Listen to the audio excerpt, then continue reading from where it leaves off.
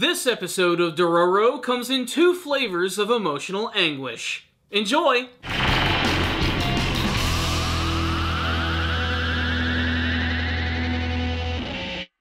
Greetings, my friends. It's time to take a look at the latest episode of the Dororo anime series. And this episode was fucking savage. I'm telling you, this episode was intense from beginning to end. An emotional roller coaster of an episode that ripped my heart in two completely different ways. I think it goes without saying, spoiler warning before we go ahead. Ready, set, here we go. I'm not even gonna beat around the bush about this episode right here. It completely shocked me with its ending. I did not expect that Mio, the love interest of Hyakkimaru, was simply just going to be killed off so suddenly in the series without even getting a very strong chance to form a relationship with Hyakkimaru. There were seeds being planted for it. There were moments where it looked like it was going to come to fruition in this episode, but it was suddenly, violently ripped away from him at the very end of this episode, which was bittersweet to say the least, as the entire catalyst for this episode is set off by Hyakkimaru simply leaving again to fight a monster, and due to him falling prey to his rage, Mio and all of the children at this orphanage that she created from absolutely nothing was burnt to the ground, and they were all killed by a bunch of paranoid samurai. It's easily the darkest moment of the series thus far, as we just saw a bunch of kids absolutely massacred, and Mio just gets killed completely off-screen without even getting to have a final moment with Hyakkimaru, and it leads to a scene where Hyakkimaru just absolutely loses control, transforming into a raging demon as he just slaughters these samurai in the most brutal and awesome way possible. It's a conflicting scene as you find yourself being angry and sad at the same time, but you have to admit, watching Hyakkimaru just go off for the first time in the series, it's pretty fucking cool. It's kind of like watching Wolverine just go insane. It's something you just have to see, and it's one of the most violent scenes of the entire series, but it was so expertly done by just showing him go completely off the rails and basically lose himself to his emotions. The scene is all the more horrifying as he's actually regaining his ability to communicate with people and his senses, and the first time that he's ever able to truly express them, it's through rage. It's a heartbreaking scene. You're probably also wondering, how was he able to go back and fight that monster? Well, in his spare time,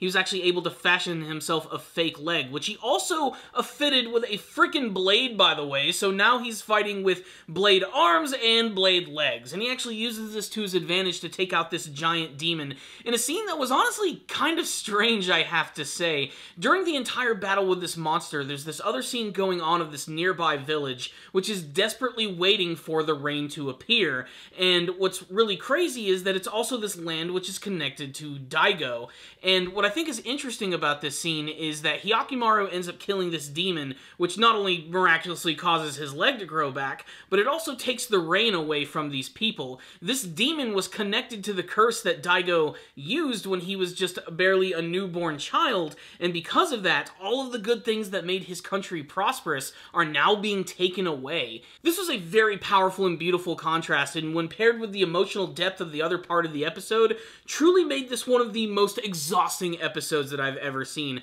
Exhausting in a good sense. I found myself exasperated by the end of watching it, if only just to see how everything completely unfolded in such a perfect fashion, if incredibly tragic. I also want to say that they actually get into Dororo's backstory just a little bit, which is appreciated. We get to learn that he and his mother were on the run and she was doing everything in her power to try and allow both of them to survive, and when it came down to having no money in anything and she only had one more choice, which was to be a prostitute, she decided to go against it, and ultimately this resulted in her death and the orphaning of Dororo. He reveals all of this to Mio in this very, very tragic moment, because you know this is like the last time that you actually see her alive in the series, and what does she go to do?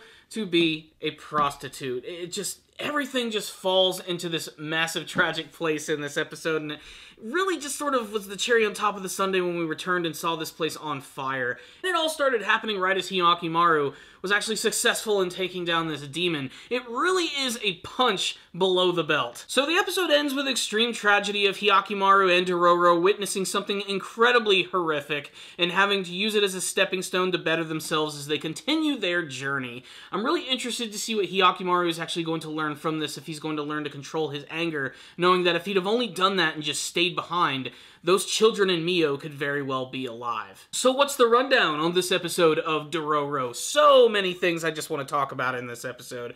So first and foremost, the imagery of this episode was perfect all around. Not just like the action or anything, all of that was awesome and gruesome and just so metal in the best way possible. But I really think it's the final shot of the episode that completely sold it for me. Throughout the course of the entire episode, Dororo, of course, is learning that Mio's plan is to open up this massive farm and grow these rice paddies so that they'll never go hungry again and that there will always be a place for them to live and to be fed and to be happy. And they build it up into this big glorious thing, like they're going to have these never-ending fields of golden rice. And tragically, by the end of the episode, when this seems like something that's truly possible for them, they all end up getting killed. And this is when Hyakkimaru and Dororo end up inheriting this. And the final shot of the episode is them watching when suddenly a massive golden rice field just materializes around them as you hear Mio singing.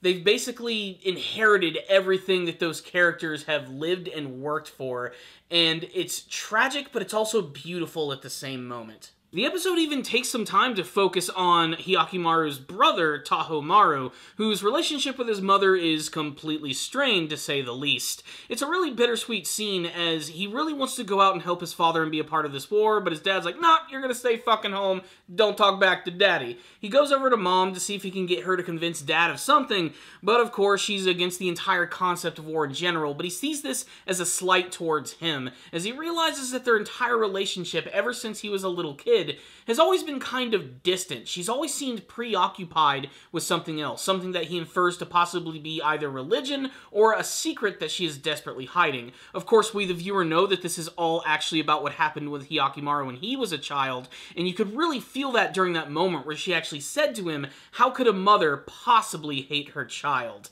Overall, this episode is defined by a number of very amazing moments, which all manage to hit a home run out of the park as far as I'm concerned.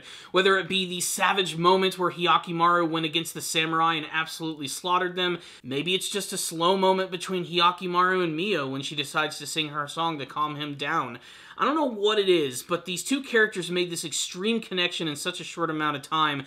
To see it end here is just gotta be one of the most gut-wrenching things that I've ever seen. And it adds so much to this series. It's not just a random, one-off reboot of a classic series that's done with a lot of style and violence. It manages to have a lot of heart behind it, too. And it added just so much to this episode right here. I cannot recommend it enough. So that's my thoughts on this episode. I really loved it from beginning to end. Just too many amazing moments to count.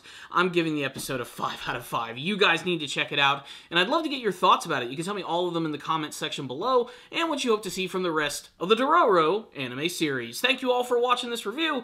I'll see you all next time, and as always, stay dandy, baby.